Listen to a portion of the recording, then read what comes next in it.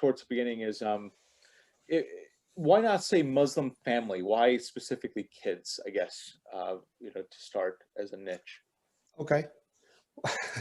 So so you mean why are we targeting kids, Muslim kids? Yes, as opposed to like the entire family, like Netflix might. Yeah, and I think like as I said, so if you need to build something Netflix for the Muslims, like that's amazing idea.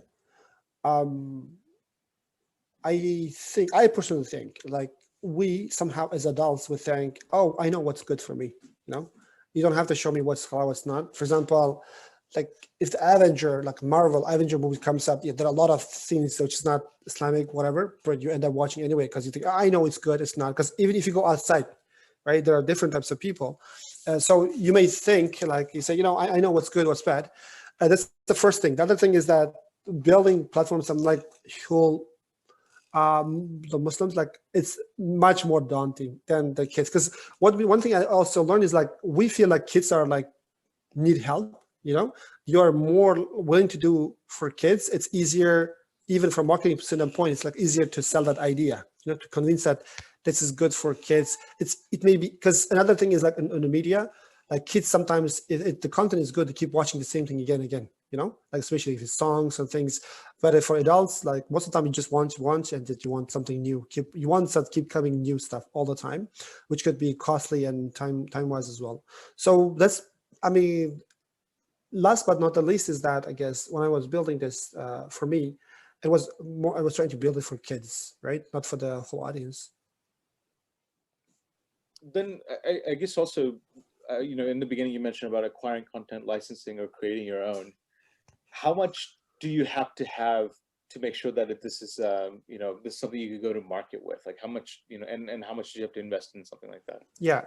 So when we started this, we started as like at least we wanted to have at least 100 hours of entertainment, right? But now I think we're already on 500, 600 hours.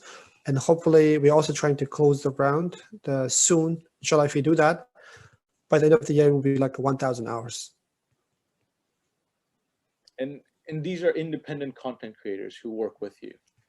Yes, they are all independent, yeah. And what's their compensation structure? You just pay them a licensing fee and that's it? Or is there any kind of revenue stream? Yeah, so the license fee, that's true. License fee, that's how it works. And in terms of the launch, to kind of build the brand and to kind of reach out to different audiences, what sort of things did you do to kind of get this off the ground? With this one, we reached out to our network of parents first to test the idea if it's viable or not. Then after that, we also did a crowdfunding. We did a launch good crowdfunding, and it was also successful, alhamdulillah.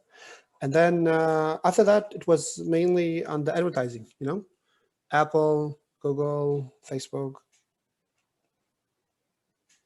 And I mean, in terms of, and then I also noticed you raised money for it as well. And so I'm just curious about what stage did you do that? How much did you raise if you're able to share? And also, so we raised like once we reached our first 1,000 active customers, like we raised like 500,000 at that time when we give like 20% of the equity. 1,000 active as in 1,000 paid customers? Yes, or? Yes. And if that's the kind of, I guess, the paid, how much were they? What's the funnel like in terms of how many people took the free trial but then didn't necessarily convert? Or around 70-80% end up converting. Interesting. So that's quite high. And one last question on Ummaland. No problem. What vision is the business model for something like this? So the good thing with the business model is that we have I don't know if you did research, you saw that we also have the ad network, Halal.Ad. Right. So we also work a marketing agency already with many clients. And when we first launched Ummaland, we didn't know many people in the industry, but now we know many advertisers, many publishers, and we know why they need this stuff. I mean, moving forward, putting ads on, for example, something like Facebook or even Google becomes, especially for religious organizations and charities, becomes much more harder, And one of the easiest way to actually do that here is like ads. For example, if you go to the on Ummaland, click on plus. I'll show you like example. On the left one, after just beside the house. Yeah, create an ad, right? So we made it so simple. So you can see, right? You can choose genders. You want to see. So that's one of the models we want to go and try. But having said that, we will not be selling your data to someone else. It will be just served inside the platform. And also, we make sure these ads are in a way that's halal, Sharia compliant. We'll not be showing like whatever, all those annoying, like, sometimes you go to platforms like someone trying to sell stuff, you don't know where it goes. So every link, every ad will be checked and make sure it's Sharia compliant. And most of it will be for Muslims by Muslims, inshallah, in the long run. Anyway. Got it. Oh, that's quite interesting. Yeah, and maybe then that's a good kind of segue to Halal.Ad and some of the case studies related to that. I think it's a brilliant idea, and I know you started it quite a while back, but just curious, for you, how did it come about?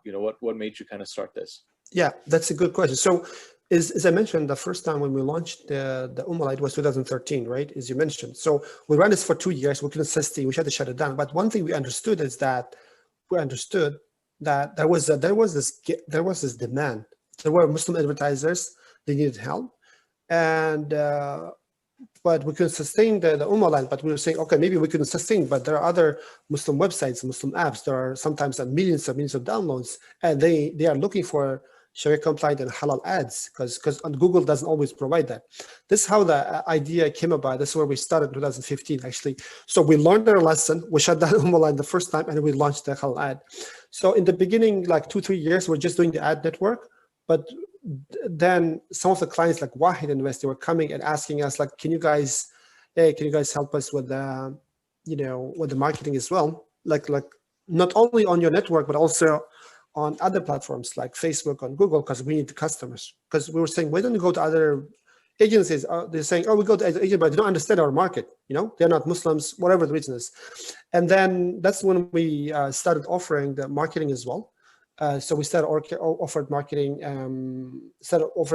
like Facebook and Google. It also helped us to grow our revenue, right, from like 10x. So as of today, we offer, as you can see, many different services. So for us, like as of now, like we are one of the leading Muslim marketing agencies. I would say whenever we work with different charities, like globally from different parts of the world, we have clients from Malaysia all over to, North America, in Europe and different parts of the world, alhamdulillah. Yeah, I love that. I love the specifics. Yeah, I guess like, just curious, I know there's a few success stories, right? So there's obviously the Majestic Quran being one example. And I definitely encourage you, the audience, to kind of, go to the website and read about, how kind of Maruf and his team have worked with these different brands to kind of increase their reach and then also conversion. And I'm just curious, from your point of view, which is more important to start with? Is it paid marketing or more sort of content based, and then also trying to go for earned media? What is the mix like for, let's say, a young brand like Majestic Quran? Yeah, that's a good question. So this is a question comes quite often, right, with the clients, because we talk to clients every day. They ask the same question: what should we do? Should we? So at the end of the day, it's not only about the paid and organic. Also, it's about the way we're talking about also short term and the long term, right? At the end of the day, like if you have a campaign, let's say just for Ramadan, right? Let's say some charity, there's some non-profits, they want to raise funds just in Ramadan time. They come as they need our help. For them, it's obvious. Just go for paid ads. Don't think about the long term, because Ramadan is here. You have to do it right now, right here. However, like brands like Majestic Quran, like they are not here just only for Ramadan. They are here. They've been here for a while, and they want to be here for quite some time.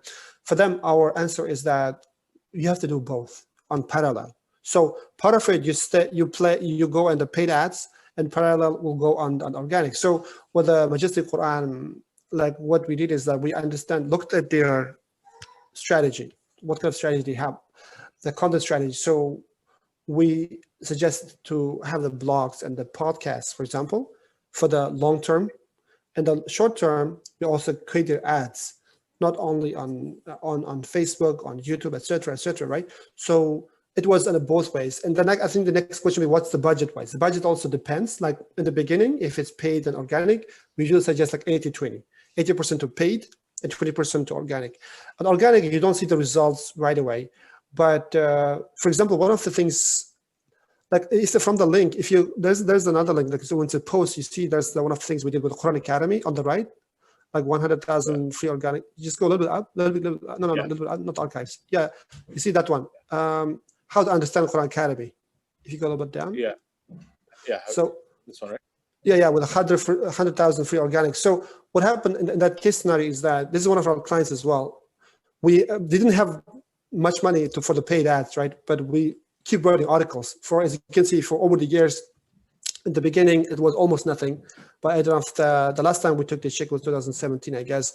At that time, they were doing 100,000, around 100,000. But now they're doing 150,000, right? So it grows over time. So that's what we are talking about when we talk about the long-term goals. So like the question is, it depends, but most of the time for the long brands, you should do both. You should do both parallel.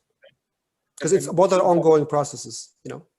And that creation of content is sort of it's sort of like an investment, I guess, in the future, because you could always and you could always, you know, repackage it, cut it up into new content, mix and match, etc. So yes.